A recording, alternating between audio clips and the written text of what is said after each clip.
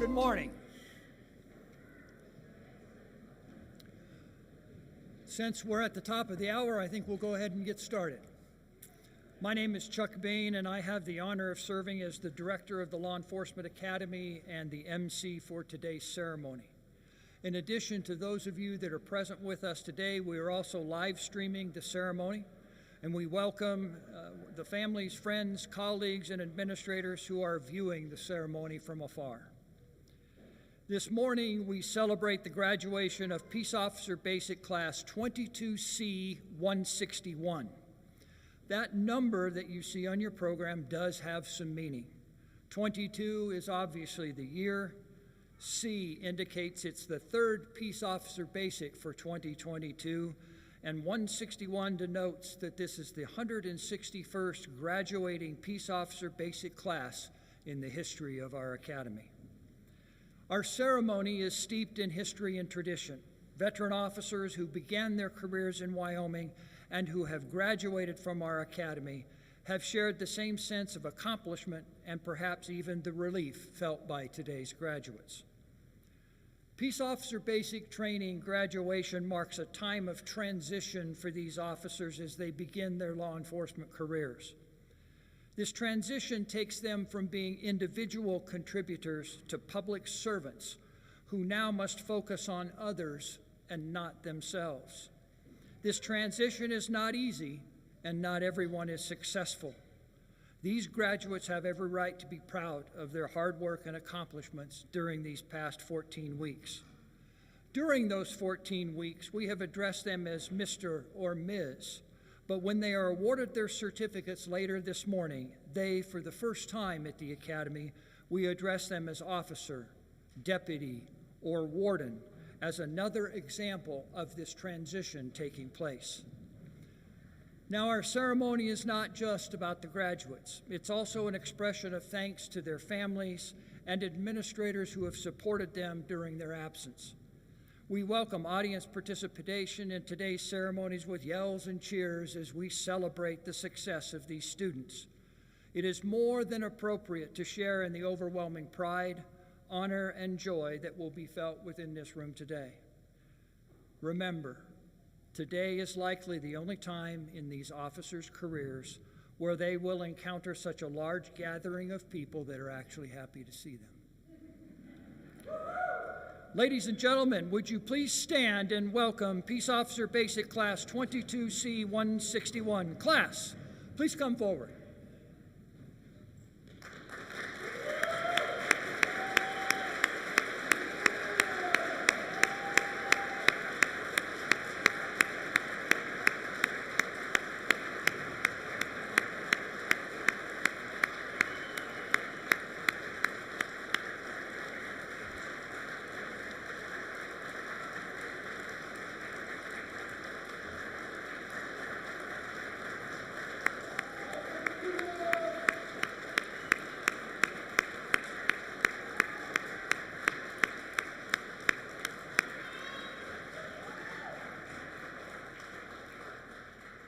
I would ask you to please remain standing for our Pledge of Allegiance and our invocation.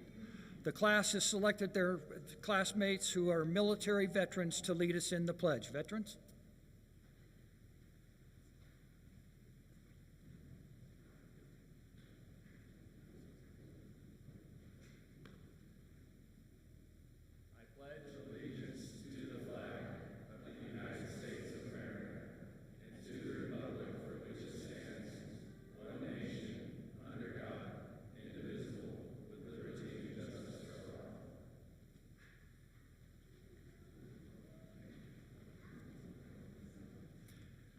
We are pleased to have Tim Ricker, a member and past president of the Wyoming Law Enforcement Chaplains Association, with us to deliver today's invocation.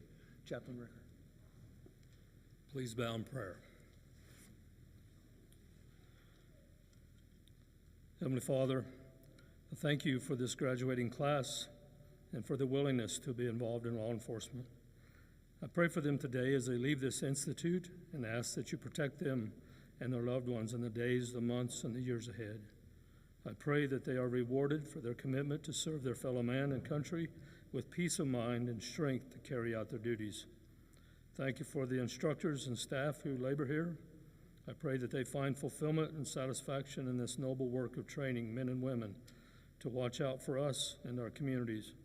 I pray that we as Americans and our leaders look to you for guidance and our safety. May we all seek your will for our lives and future. I ask all of this in the name of Jesus Christ, my Savior. Amen. Thank you. Please be seated.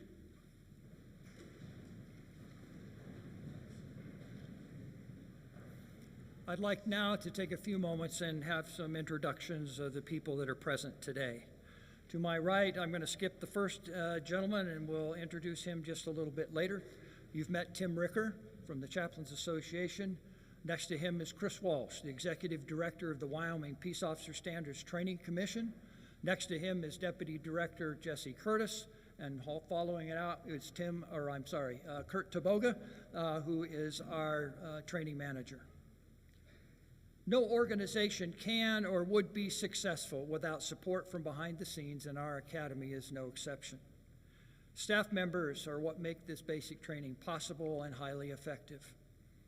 As I speak, 3 of our most vital service sections remain at work elsewhere in our facility. It is their collective efforts that contribute and ensure the quality of today's ceremonies. These sections include our food service, custodial, and our maintenance staff. Even though they're not present today, would you please join me in a round of applause for their hard work and dedication.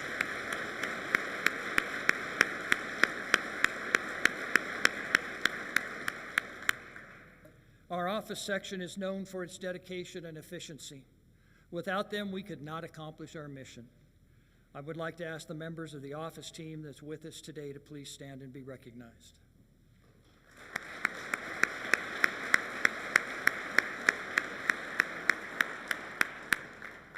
The last section for me to introduce that is here and part of today's ceremony is our instructional staff.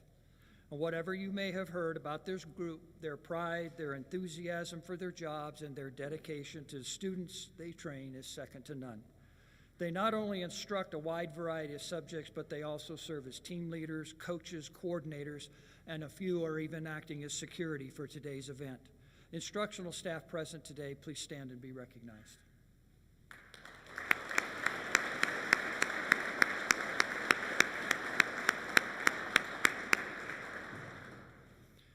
At this point in the ceremony, I would ask that those county sheriffs, chiefs of police, and agency administrators who are attending the ceremony today, please stand and be recognized.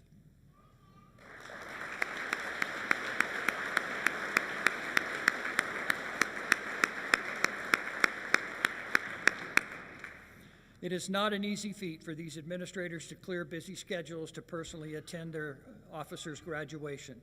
Thank you, administrators, for the support of these students and your continued support of our academy. Finally, I'd like to give recognition to the department's command staff, middle managers, supervisors, and law enforcement coworkers in our audience today. Everyone representing a law enforcement agency, please stand.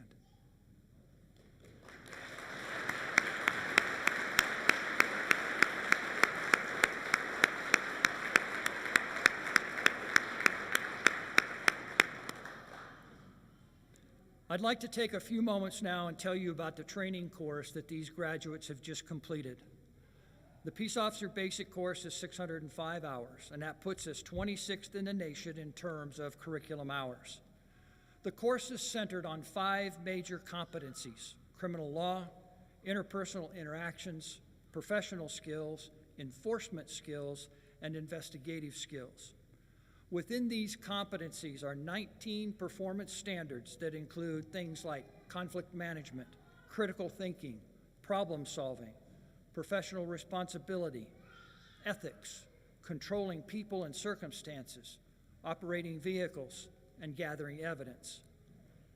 There are 152 topics within this course, which totals 814 training objectives. These students spent 52% of their curriculum time in practical application of those objectives and an additional 55 hours integrating that knowledge and those skills in evaluated scenarios. Along with their time on campus and in these practicals, these students are required to learn independently, read case law, study written material, determine and seek out resources to complete various assignments, both before arriving here on campus and then while they're here. As I tell each class on the very first day, this is a challenging job. Expect the training to be challenging as well. If this job was easy, everybody'd be doing it. Join me in recognition of this class for accomplishing these course requirements.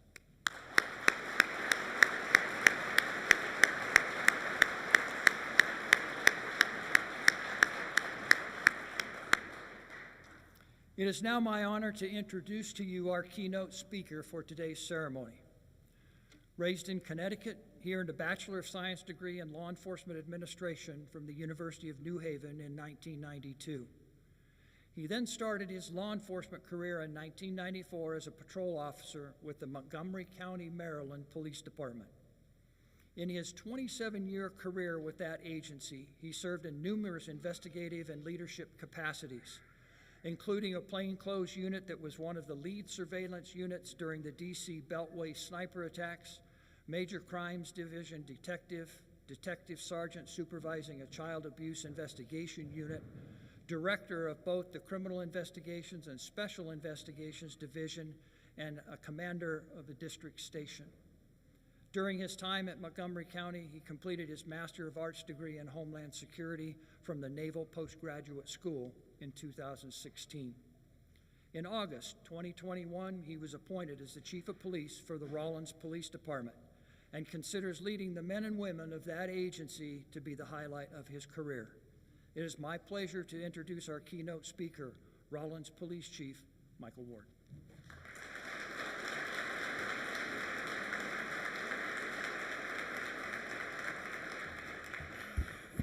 Thanks for the introduction. The last time I was here, which was also the first time I was here for an academy graduation, the speaker was the Attorney General for the State of Wyoming, Bridget Hill. She spoke very eloquently of her respect, admiration, and support of our profession. I probably won't be so eloquent today. When I was asked to be here, the first feeling I had was one of deep honor, because I know what an important day today is for all of us. My second question was, how did we go from the Attorney General of this great state to me? And as only a simple cop can do, I applied my critical thinking skills and came to the assumption that neither Ronald Reagan nor John Wayne were available to be here today. So you're stuck with me. I look at all of you, and to borrow the words of another, I see the magnificent sons and daughters of America and the fine sons and daughters of Wyoming.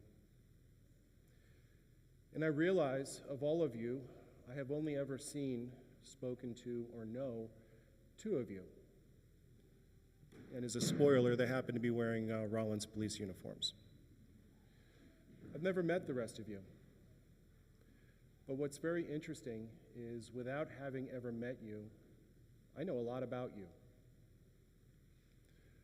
Part of that's easy to explain. I know what you're going to be doing because I've done it for a while. I also know what you've been through during your training here at the Academy because I too went to an academy. Most importantly, though, I know why you're here. And that tells me a lot about who each of you are individually and collectively. And I'd like to talk a little bit about that today. Ours is the profession of law enforcement. This is not a job, and this is not even a career. It's a profession. And I firmly believe that each one of you followed a calling to be here. It's not an easy path. You went through strict hiring, and you're today completing very harsh training for good purposes that I'll talk about shortly. But there's more. Our profession is frequently a thankless one. We don't get paid what we should. We work under horrible conditions, 24/7, bad weather, frequently unappreciated. We take great risks upon ourselves and our families to follow this calling into this profession. So why? Why do we do it? The responsibilities that you're going to be carrying are going to be among the greatest that exist. You will be dealing with life and death, and the stakes don't get any higher. You're going to take an oath. There are not many professions where an oath is required. Yours will be to support the Constitution of our great country, the laws of this great state, and to accept the risks that come with our profession. To you will be afforded the responsibility of taking away other people's freedom, hopefully with probable cause. But that's a major undertaking, to take away somebody's freedom. You might be in a position where you have to make a split-second decision to take another human being's life in order to save one. There are almost no other professions that have that level of responsibility. The President of the United States does not have the authority to take away freedom or to take a life in order to save a life.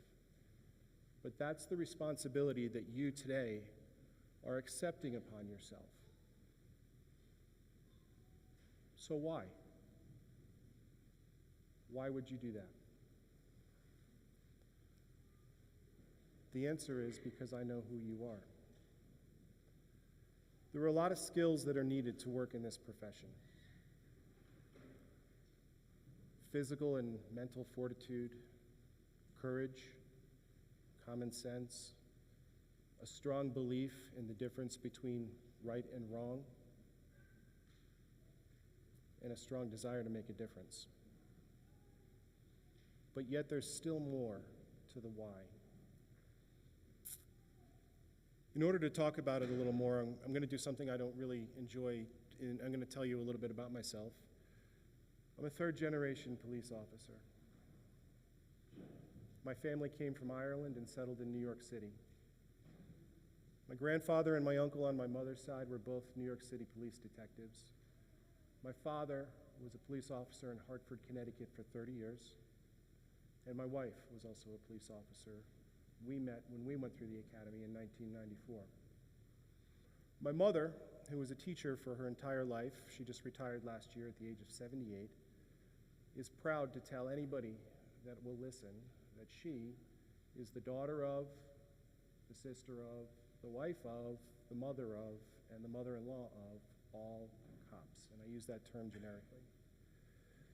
That's the environment that I was created in, born into, and raised into. When I was growing up, I was not told what I was supposed to be when I grew up. I was told that I had to go to school, I had to do well.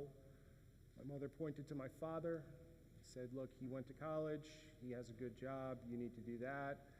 My grandmother pointed to my mother, said the same thing. And that's the guidance that my sister and I were given. Didn't grow up poor, but I didn't grow up rich. And one day when I was a child, I was at a friend's house. His name was Joe Quinlan. He lived in the same neighborhood. And he had a much bigger house, bigger TV, living room, and a family room. And as I was walking home, I began to think that I had been sold a bill of goods. If doing what I was told was so good, how come my friend Joe had all these other things that we didn't have? So I came home and confronted my mother, and I was immediately sat down. And she explained to me that many years earlier, she and my father had decided for them, it was more important to pursue careers where they could help other people than it was to make a lot of money.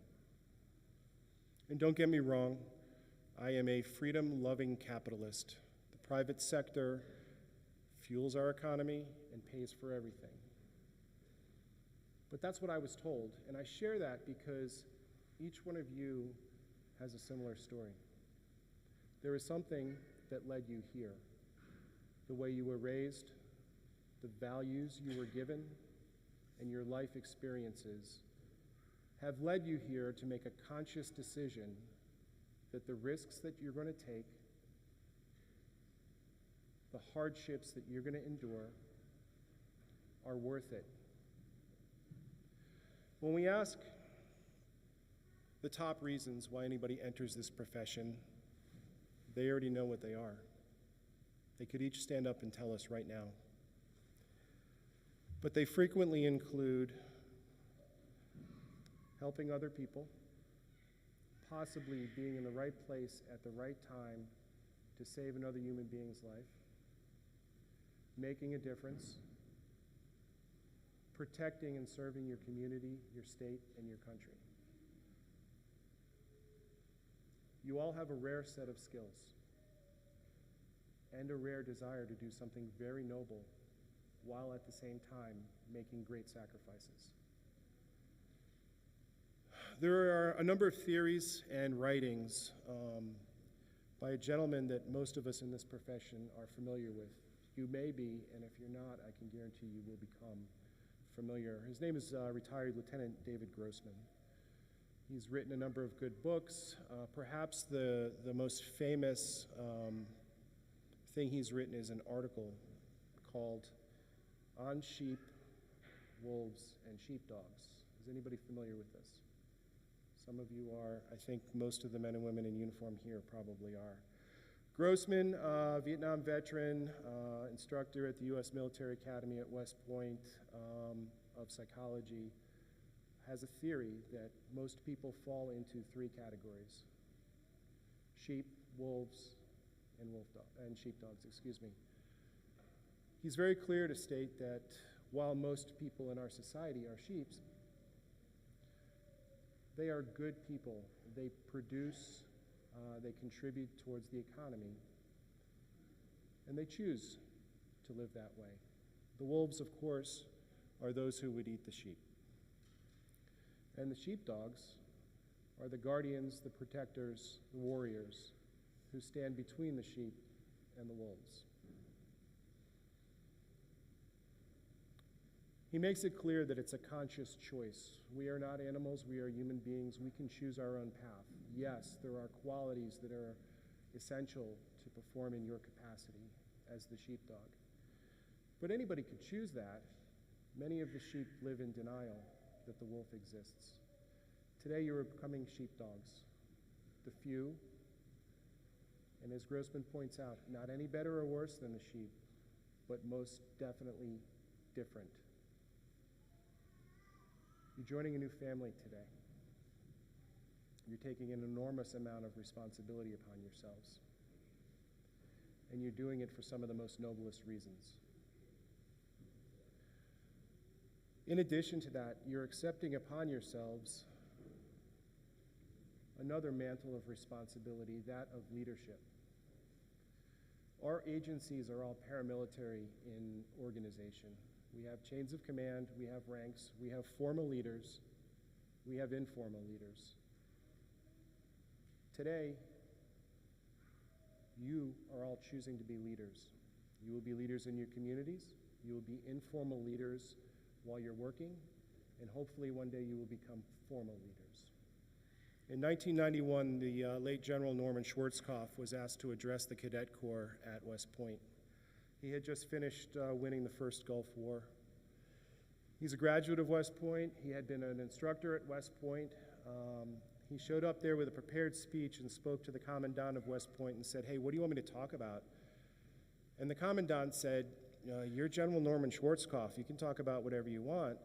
And he crumbled up his speech and threw it away.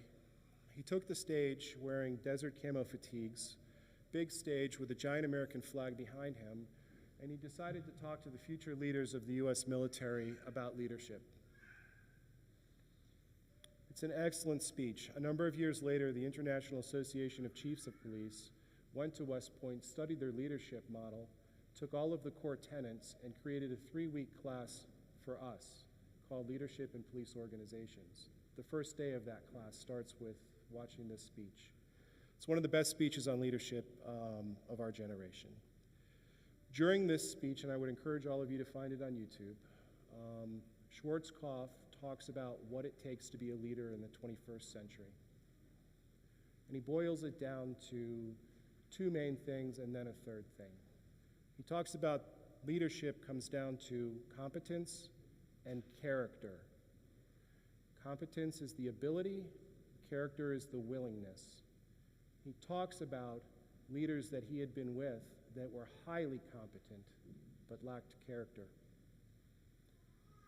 They were more interested in their next promotion, their next award, their next reward. They saw a platoon, a company, a brigade as a group, not as a group of individuals. He talks about that necessity of having those things. You are going to be leaders. Whether you are formal leaders or informal leaders, You will be the first one on the scene of something horrible that has happened, and you will be in charge. The community will be looking to you for your leadership. According to our incident command structure of the National Incident Management System, NIMS and ICS, you on the scene of a major event are the incident commander until you are relieved. Whether that's a major accident closing down a major highway, whether that's a weather-related event, whether that's an active shooter, if you're the first one there, you are the incident commander, which is a high level of leadership responsibility for you. You must maintain your competence and your character. At the end of his speech, Schwarzkopf said a few great lines. The whole speech was full of great lines, but the end of the speech said a couple of my favorite. I'm going to borrow Schwarzkopf's words that he applied to the future leadership of the U.S. military. I'm applying them to the future protectors, starting today, of Wyoming. If you have the word duty imprinted on your mind, if you have the word honor carved into your soul, if you have love of country stamped on your heart,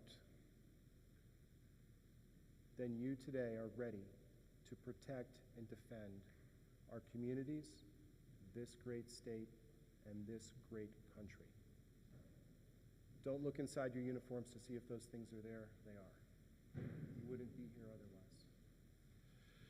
I'd like to thank, on behalf of myself, but also on behalf of all of you, a number of groups of people, and some of them were already mentioned, but they are certainly worthy of being mentioned again. I'd like to start with the instructors that have trained all of you and provided you with the basic skills that you need to perform and survive. These are, across the country, men and women that dedicate a portion of their career to providing the rest of us with those skills that we need to go forth and perform in our profession. They continue to train us through the year, keep our skills honed, and I've never done what you do, and I quite honestly don't know that if I could.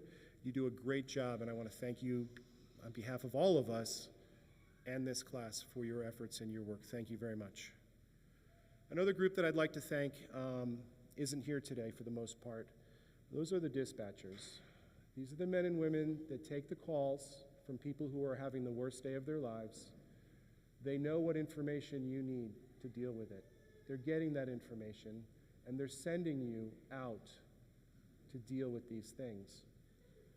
I can tell you, when they send you, they are worried for you.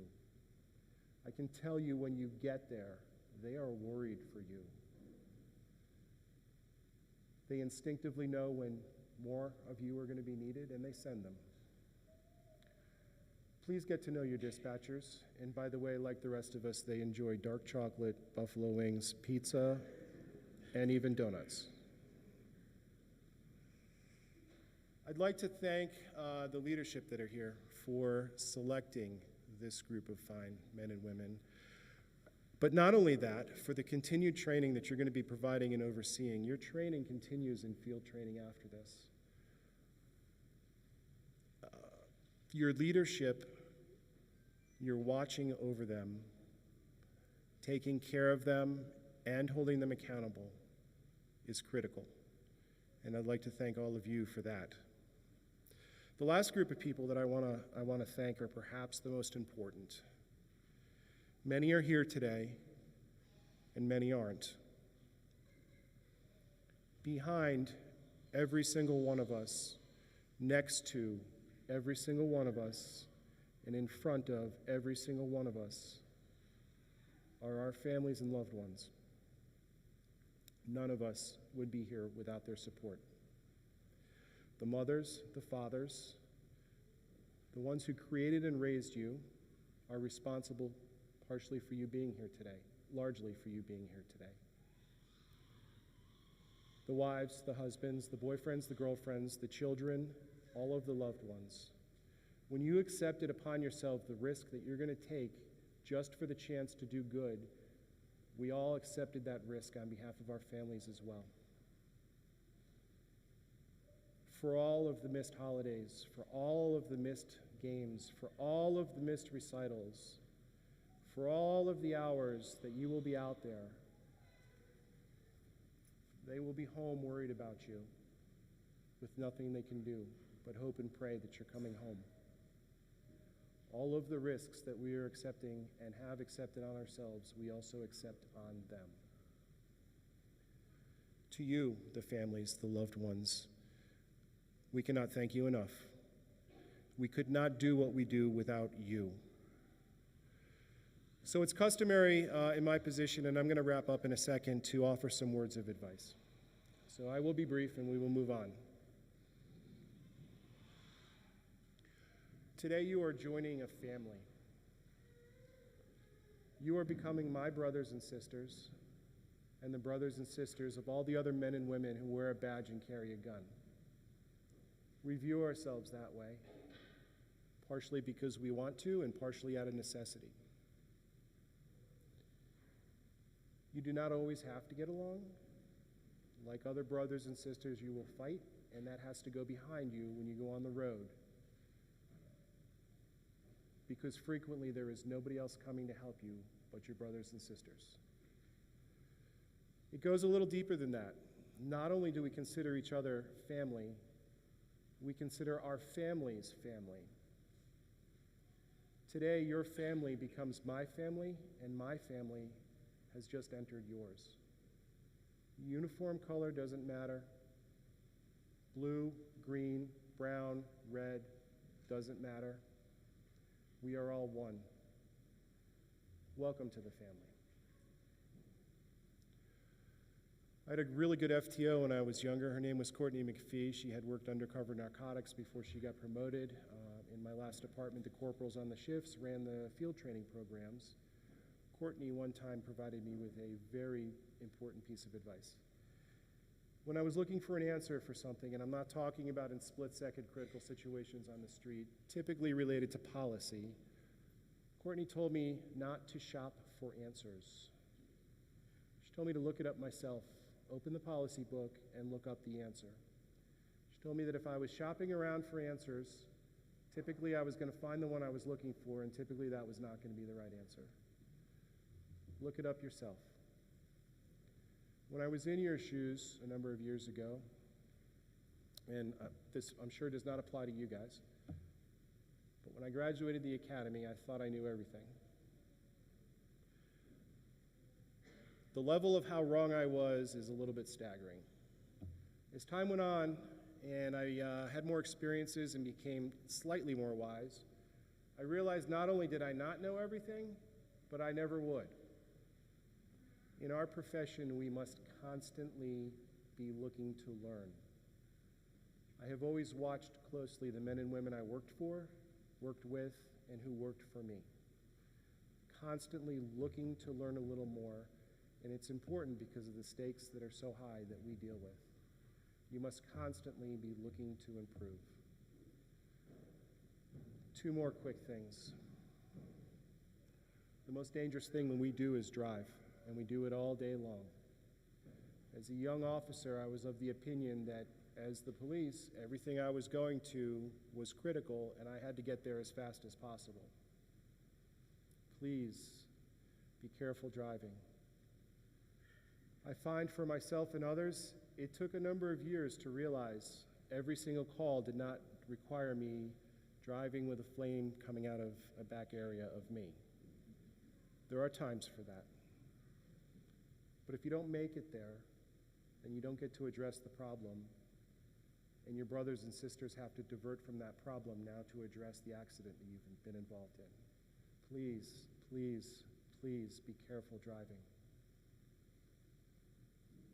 I've also learned that it takes a number of years for any of us to be able to accurately judge other people. You are all trained here out of necessity to be suspicious and on guard at all times. It's so that you can survive. It takes a number of years for you to realize, okay, good person or a bad person, and the public's going to come up to you and they're going to want to talk to you. And if you're speaking with somebody who's a good person, you don't necessarily have to be standing in a bladed interview position with your hand hovering over your gun. I am not telling you to ignore your training. I'm telling you to be aware that it takes a number of years to learn how to read people. Most importantly, don't miss out on the small things. People will want to talk to you, the good people, and they may approach you and ask a silly question. And it's easy for us to go, God, what a stupid question. They're just struggling to find a way to talk to you. These are the good people that we serve. Don't be afraid to talk to them. Every time you do, you're doing us a favor by letting them get to know us. And we need that support. Don't miss out on the small things that you do every day, like give people directions or change a tire. It's easy to forget those things, but the truth is that might be the highlight of your day. Those are the things that keep us grounded, the good contacts that we have with the community we serve. Please don't miss them.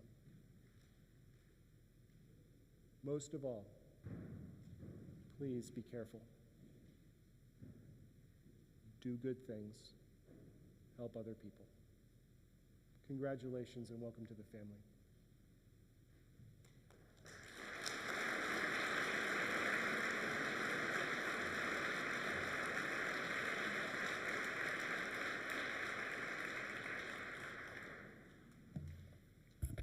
Thank you, Chief Ward, for accepting our invitation to be our keynote speaker today and for your wonderful remarks.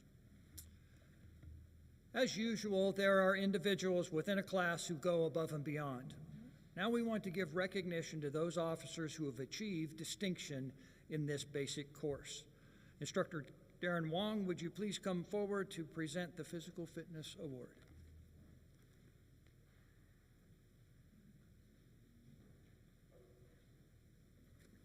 Thank you, Director. During the basic training, the students attend 36 hours of fitness instruction. These training sessions include aerobic, anaerobic, core strength, and building circuit training. They also are involved in PT sessions, which they design and they lead themselves. Students are tested physically from the moment they arrive until their PT assessment. Each assessment includes their maximum number of push-ups, sit-ups in 1 minute, as well as their time for a 1.5 mile run.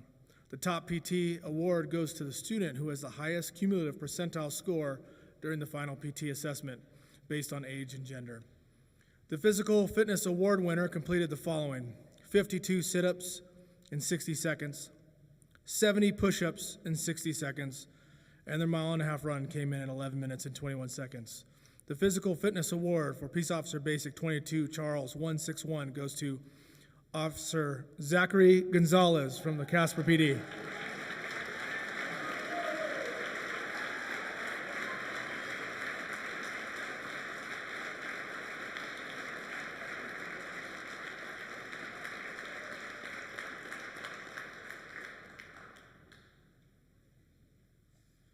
Mr. Rippey, would you please come to present the next award for those who have excelled in firearms?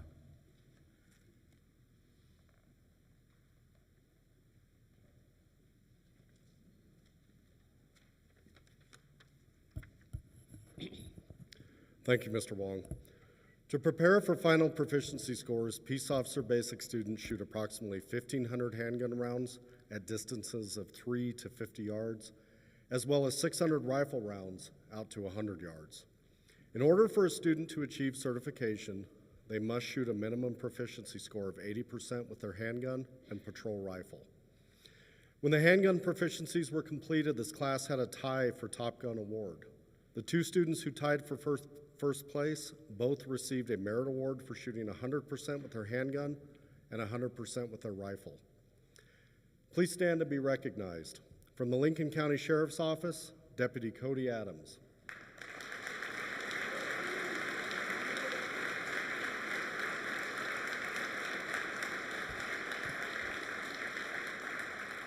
And from the Rollins Police Department, Officer Jason Black.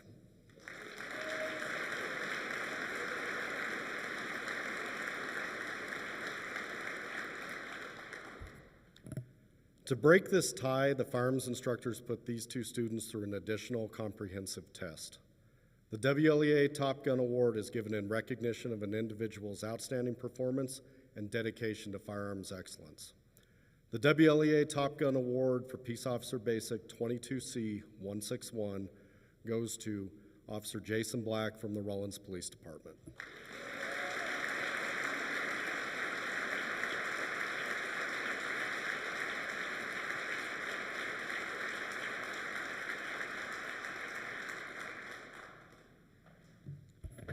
Mr. Millick, will you please come forward to give recognition to those who excel in academics?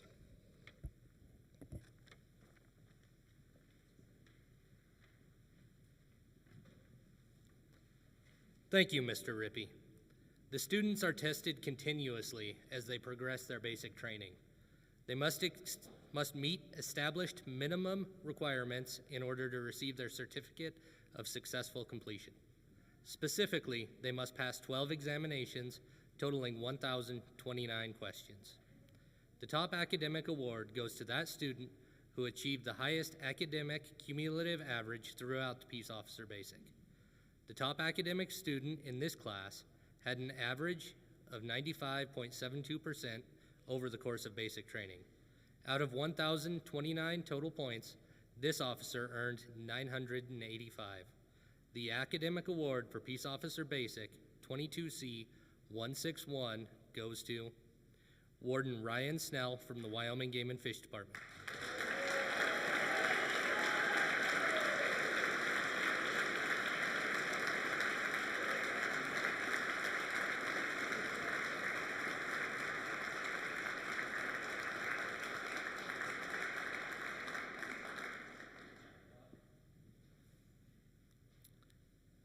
Each class elects a spokesperson to represent their class at graduation to share their collective thoughts and experiences from the training. At this time, I'd like to invite up class speaker, Officer Zachary Gonzalez from the Casper Police Department.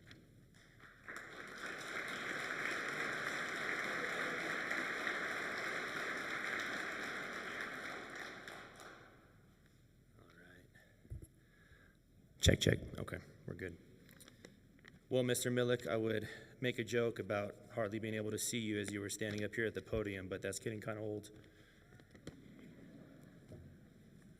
All jokes aside. Good morning, everybody. I'd like to first start off by saying good afternoon, and on behalf of our graduating class, thank you all for coming to our Wyoming Law Enforcement Academy graduation. I know I speak on behalf of everyone here that today we are honored to see so many of our family and friends join together in celebrating all of our hard work over the past 13 weeks. As Mr. Millick said, my name is Zach Gonzalez, representing the Casper Police Department, and I'm honored to stand before you today as our nominated class speaker and share with you some of our story. Like many of us here, we all come from different backgrounds, with different life stories.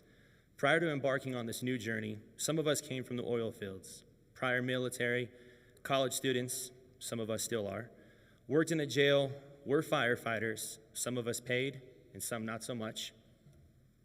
That was a joke. Some of you were supposed to laugh at that point. It's okay. But one thing that's consistent amongst each and every one of us is our ability to take our eyes off of ourselves and focus our attention on serving those around us. I'm a firm believer that we are all a product of our association. Time with is time like.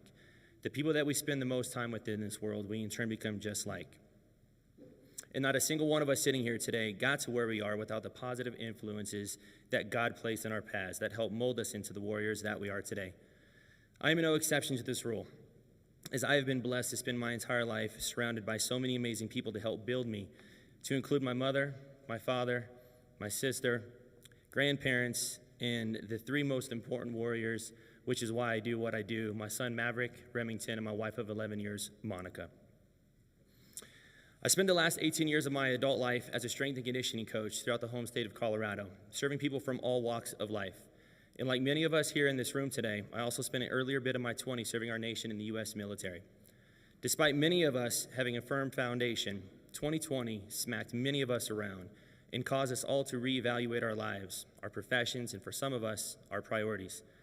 After closing down my gym in the spring of 2020, I was forced to try and figure out what that next season of my life was going to look like, as I never thought at the age of 36 that I'd be having to rebrand myself and start over. Side note, coming to the academy, I honestly thought that I would be one of the oldest gentlemen here until I met Byler.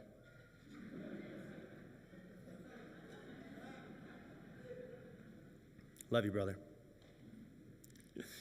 I wanted to ensure that whatever move I made was something that my kids were going to be proud of. And I know that that same focus rings true for everybody here that have babies of their own. We want what we do to matter, to make a difference, to impact someone's life for the better. And we want our kids to see us all working hard, and more importantly, working with the purpose. Many of our lives have been dedicated to providing as much value to the community in which we live, and transitioning to law enforcement was just another way that we can continue to keep that fire burning.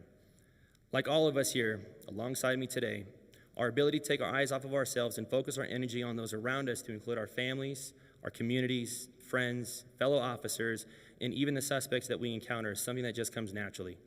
By no means of the imagination am I saying that this way of life is easy, but it is indeed simple. And it's something that I believe that we can all agree on, that as a nation, we need to spend more time focusing our energy on versus the alternative. I'll be the first to admit that being a cop in today's age is an act of courage all in itself. And if we as law enforcement officers are going to make a difference in the way that the general public views us, then we all need to stand our ground and continue doing what's right, starting with hiring the right people who believe that our work today will indeed make a better tomorrow. And I'm confident when I say that I truly believe that we have 25 deputies and officers standing beside me today that are willing to hit the streets and in no time do exactly what I just said, make a difference.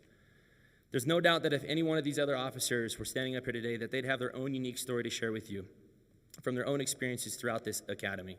But I'm confident when I say that there are also many similarities that would be consistent across the board. Some of these memories would include, for instance, the first time that we all heard Key talk. You, my brother, despite what you think, are the one with the accent.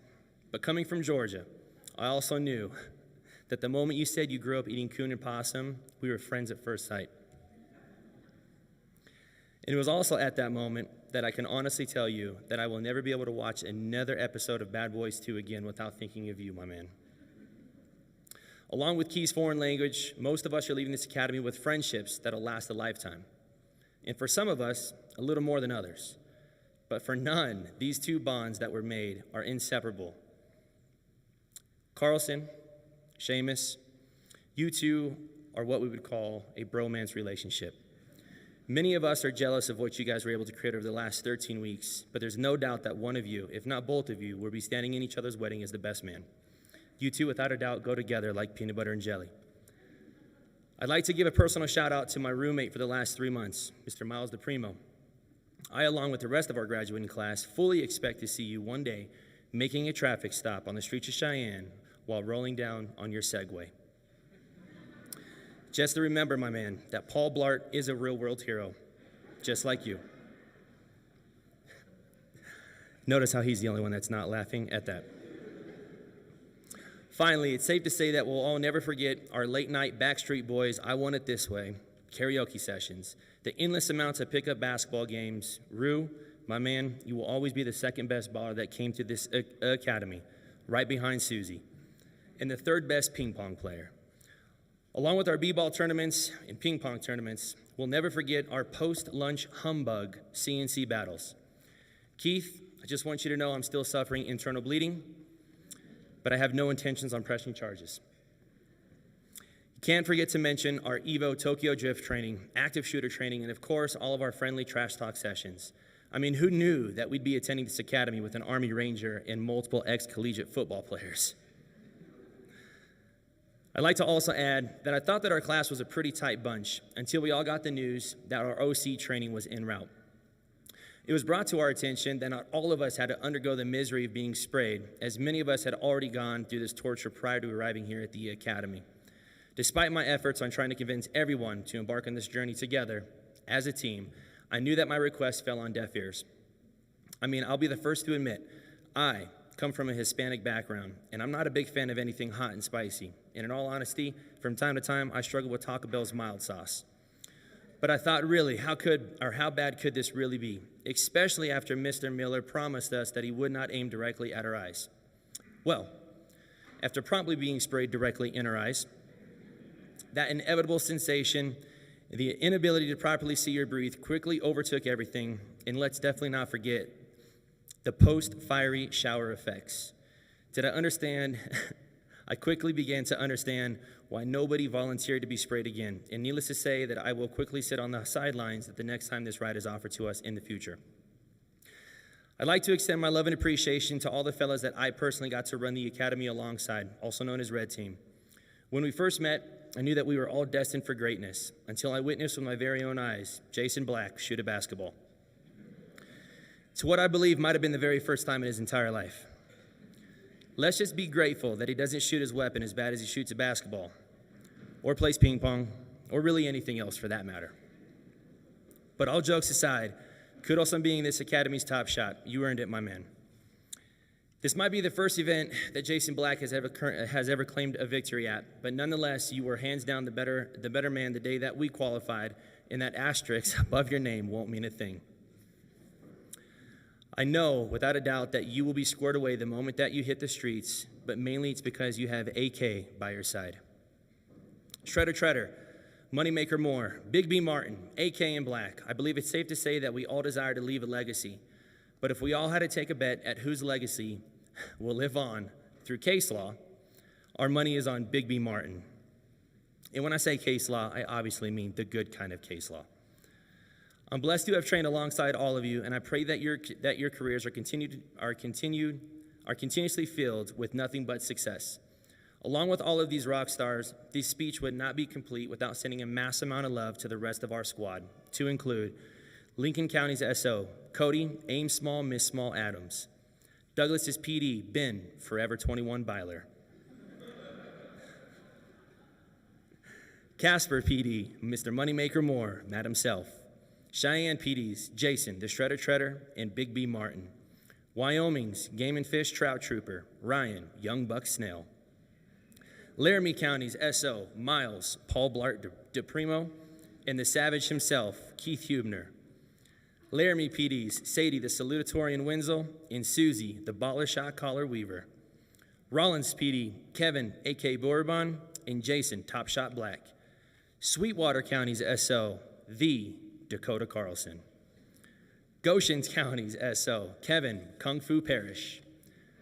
Gillette's PD, Jiu-Jitsu, Key, Marcus Burnett Story, Wild and Out Webster, and Ralph Big Poppy Valdez.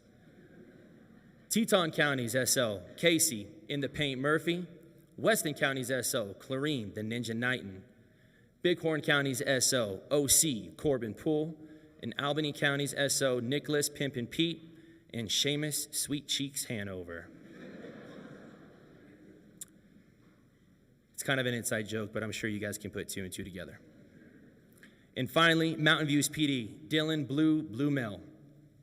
And in closing, lastly, I'd like to extend all of our gratitude to our class instructors. The double feed master himself, Mr. Miller. The man of the gangsta lean, Mr. Steele. Red Team's Fear the Beard, Uncle Rippy. The conqueror of Mount Mordor, Mr. Millick. Cobra Kai's dojo master, Sensei Wong. Innocent until proven guilty, Fred Munster, also known as Mr. Taboga. Chuck Norris's stunt double, Mr. Lang. And finally, the one that I've been terrified to say since I wrote this on a piece of paper, the less cute Kung Fu Panda, Mr. Smith. I promise you'll have your redemption once I get back to Casper. In closing, I would like to share with you something that I read every day while attending the academy, and it's my hope that this helps to shield all of us in the line of duty. Lord, we ask for courage to face and conquer our own fears, courage to take us where others will not go. We ask for strength of body to protect others, and strength of spirit to lead others. We ask for dedication to do our job and to do it well, dedication to our community to keep it safe. Give us, Lord, concern for others who trust us and compassion for those who need us. And please, Lord, through it all, be at our side. Thank you.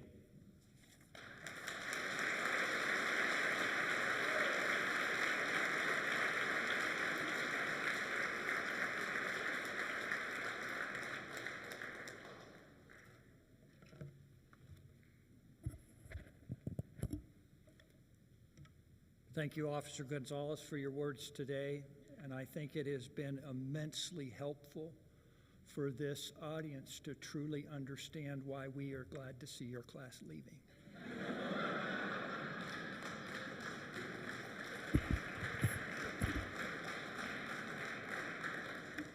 All kidding aside. Now to our final award. In every class, there are those students who are willing to distinguish themselves by their exemplary work and efforts. They strive to become the best of the best, not only within their class, but also their chosen profession. As a form of recognition for the one student who continually performs to the best of their abilities, the Academy has established the Honor Graduate Award. Mr. Taboga and Mr. Smith, will you please come forward to give recognition to those students who have been nominated for this award?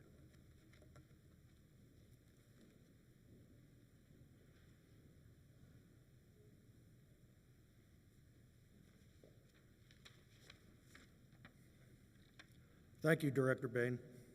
The Honor Graduate Award is the highest honor the Academy presents to a student graduating from the Wyoming Law Enforcement Basic course. In order to be eligible to receive this award, a student must be nominated by a member of the instructional staff. It is not a popularity contest, and it is an honor just to be nominated. Once the officer is nominated, a very comprehensive and objective point system is used to assess the nominee's performance while attending the basic. The specific areas evaluated are the student's academic scores, proficiency in firearms, custody control, and physical fitness. In addition, the students are assessed in the following six areas of professional citizenship: leadership, effort, cooperation, initiative, attitude, and improvement. In alphabetical order, will the following officers please come forward and receive your merit award in recognition of your nomination? From Lincoln County Sheriff's Office, Deputy Cody Adams.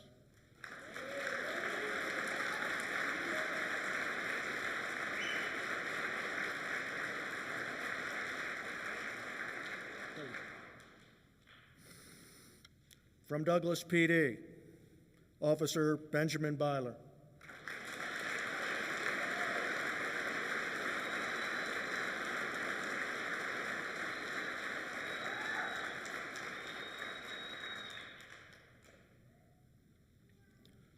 From the Laramie County Sheriff's Office, Deputy Keith Hubner.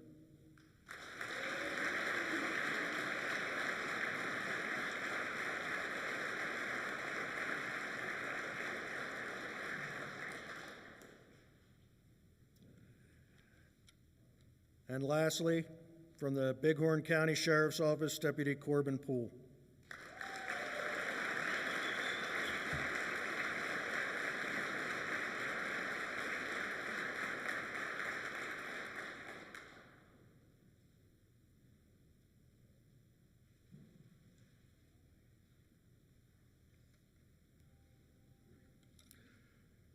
The Honor Graduate Award recognizes the one student in each basic class who exemplifies all the attributes of a professional peace officer, and who performed exceptionally in all phases of training.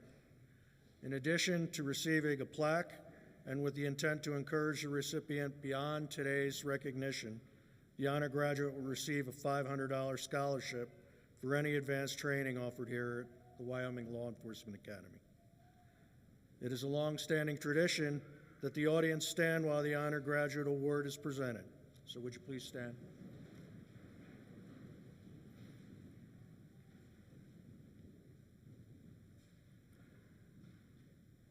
Ladies and gentlemen, the Honor Graduate Award for Peace Officer Basic 22C 161 goes to Deputy Corbin Poole from Bighorn County Sheriff's Office.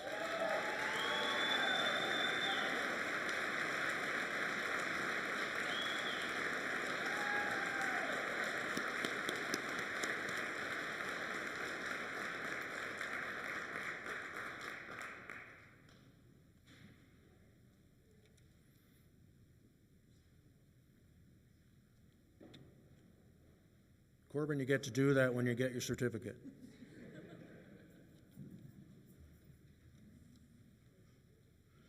At this time, I would ask Deputy Director Curtis to come forward and award the graduation certificates.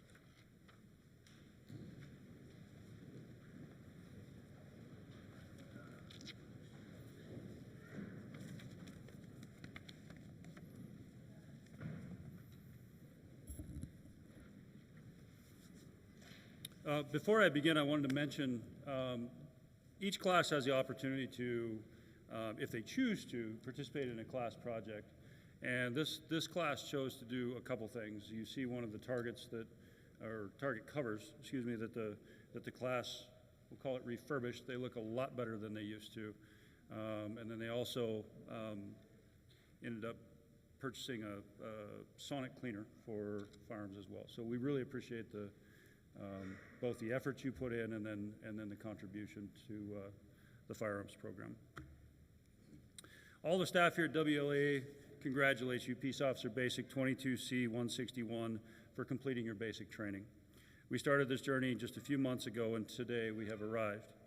On behalf of the class and Academy staff, we would like to thank the many Wyoming law enforcement agencies and associations across the state who partner with us to provide the best training possible so that these new officers have what they need to do their jobs competently, reasonably, and safely. The Wyoming Association of Sheriffs and Chiefs of Police, the Wyoming Peace Officers Association, the Wyoming Law Enforcement Chaplains Association, and the Peace Officer Standards and Training Commission are but a few of the many who regularly devote expertise, financial assistance, and manpower to assist us in accomplishing our mission, and we thank you.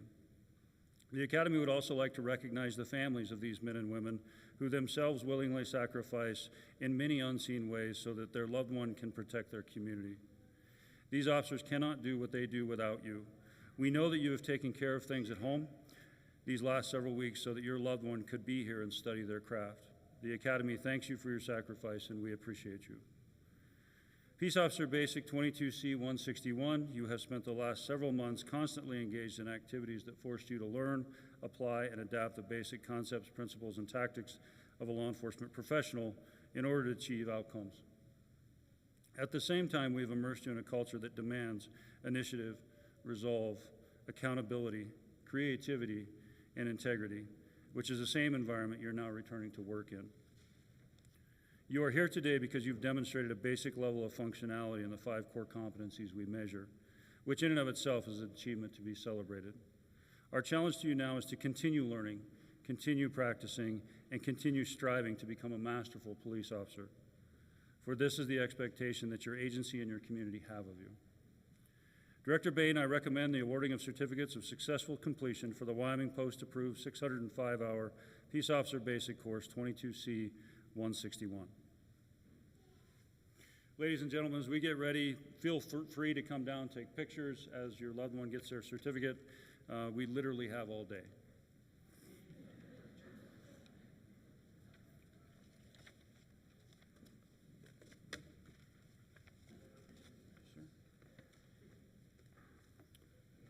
We are fortunate to have several special presenters with us today. These people are the family members of a graduate who themselves are currently serving or have served in law enforcement. Our first special presenters are here to present their son's certificate. Cody's dad retired from the Wyoming Highway Patrol after serving for 24 years. Cody's mom served for 2 years with Uena County Sheriff's Office and 23 years with Lyman Police Department. Please help me welcome retired Trooper Michael and Chief Catherine Adams.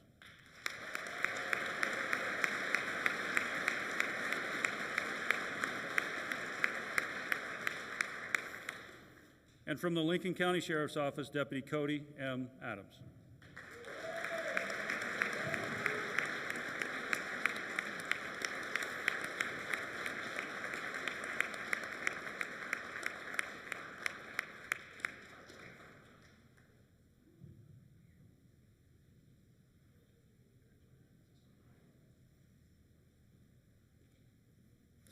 Our next special presenter has served 5 years as a deputy with the Campbell County Sheriff's Office. Here to present his brother's certificate, please help me welcome Deputy Jake Ayton.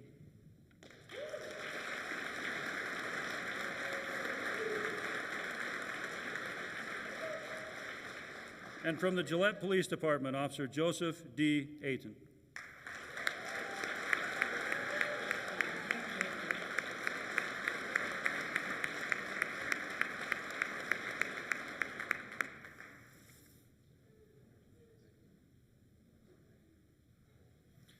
Our next special presenter has served 10 years with the Wyoming Department of Corrections and 17 years with the Carbon County Sheriff's Office.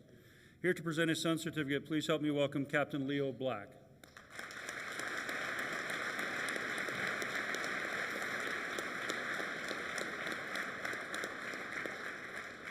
And from the Rawlins Police Department, Officer Jason T. Black.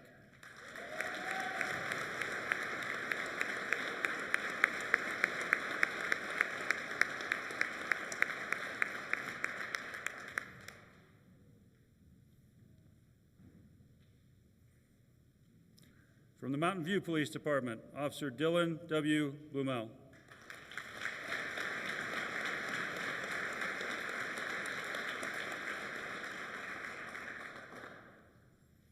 From the Rawlins Police Department, Officer Kevin Boraboom.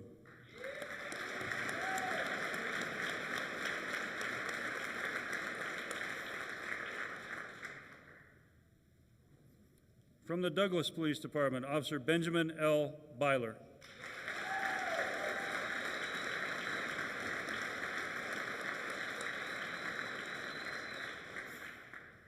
Chief, did you get that?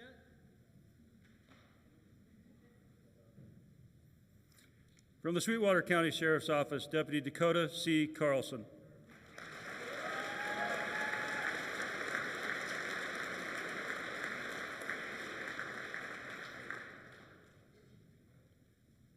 Our next special presenter retired after serving 25 years with the Chattanooga, Tennessee Police Department. Here to present his son's certificate, please help me welcome Lieutenant Jim DePrimo.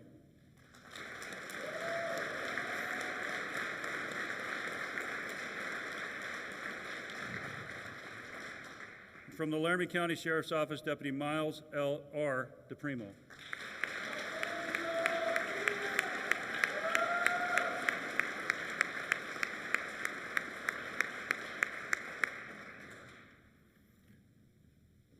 From the Casper Police Department, Officer Zachary L. Gonzalez.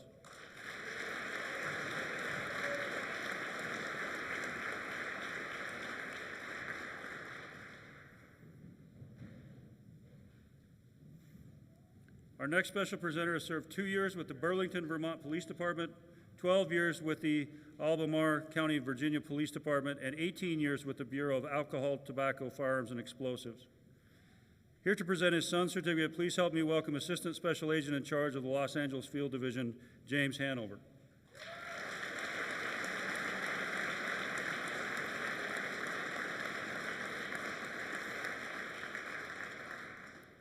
And from the Albany County Sheriff's Office, Deputy James A. Hanover III.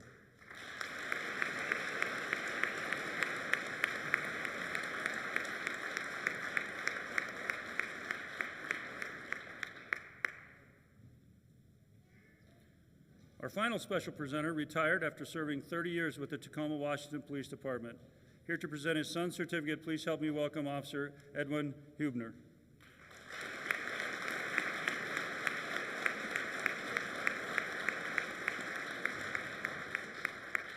And from the Laramie County Sheriff's Office, Deputy Keith D. Hubner.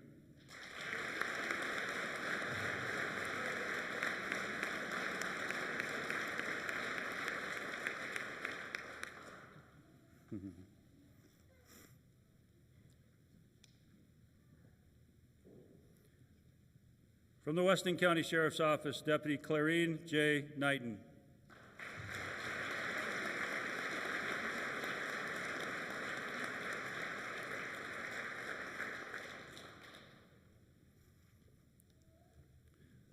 From the Cheyenne Police Department, Officer Blake M. Martin.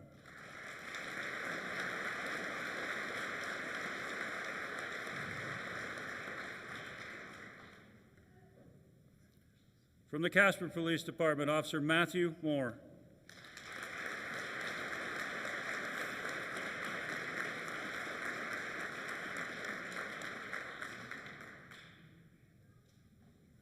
From the Teton County Sheriff's Office, Deputy Casey J. Murphy.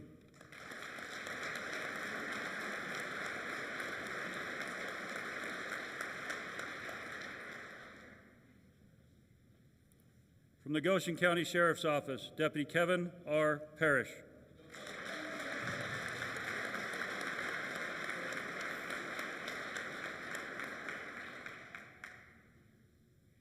Get it?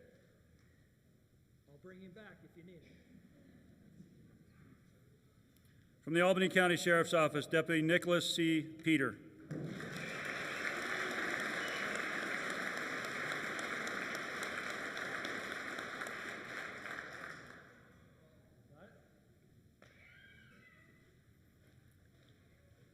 From the Bighorn County Sheriff's Office, Deputy Corbin M. Poole.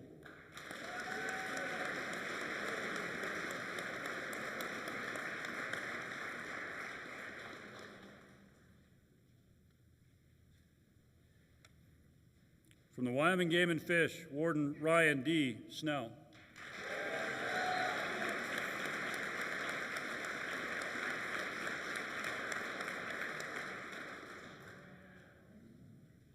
From the Gillette Police Department, Officer Kiarius A. Story.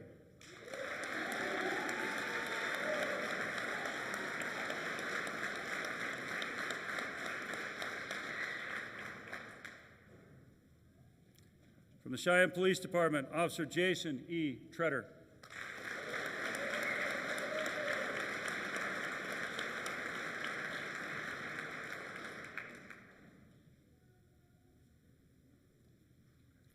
From the Gillette Police Department, Officer Ralph Valdez.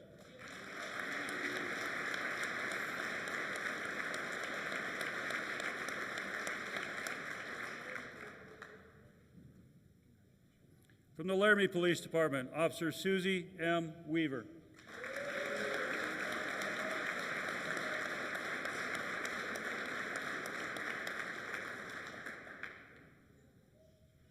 From the Gillette Police Department, Officer Kara J. Webster.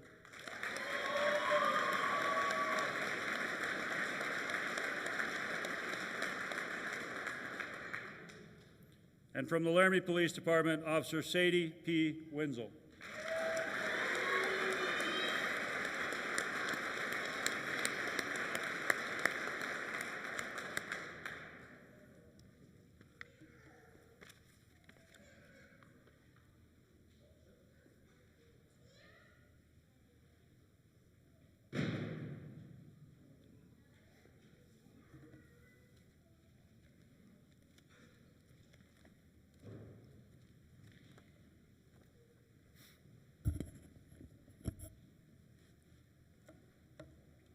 We are almost there.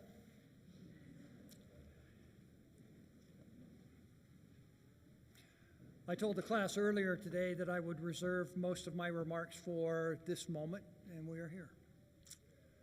Students, these past 14 weeks have required a considerable investment in time, energy, and money to prepare you to serve your communities as law enforcement officers.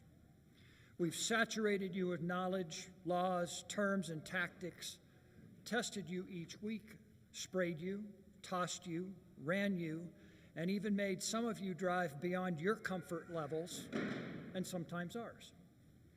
We placed you in multiple scenarios that required you to demonstrate your ability to search buildings, make traffic stops, respond to domestic violence calls. You encountered non-compliant and deadly suspects, investigated crimes, handled people in crisis.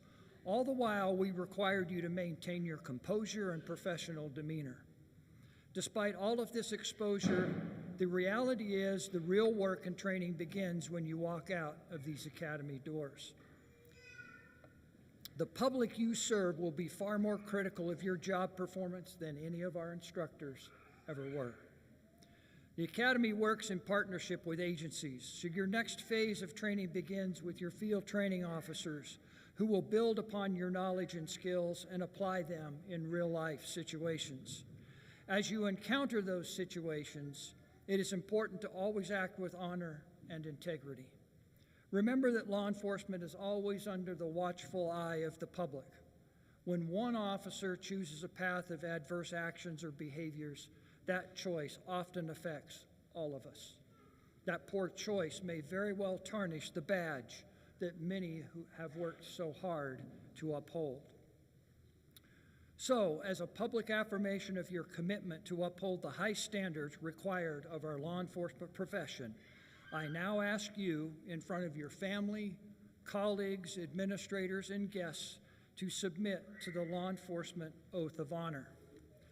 I also want to invite all of the sworn law enforcement officers present here today to voluntarily participate together, Wyoming's veteran officers and our state's newest officers, to profess their commitment to perform their jobs ethically, honorably, and with integrity.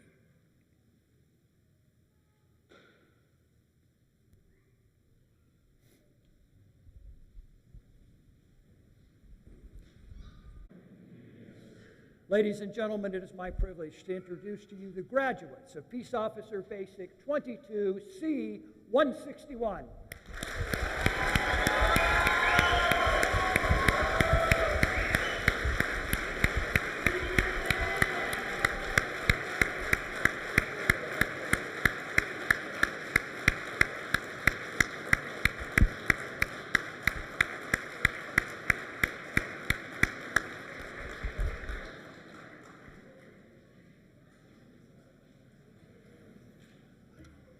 Ladies and gentlemen, this concludes our formal ceremony this morning. Please join us for refreshments in our dining hall. Thank you for coming. Have a safe trip home. God bless.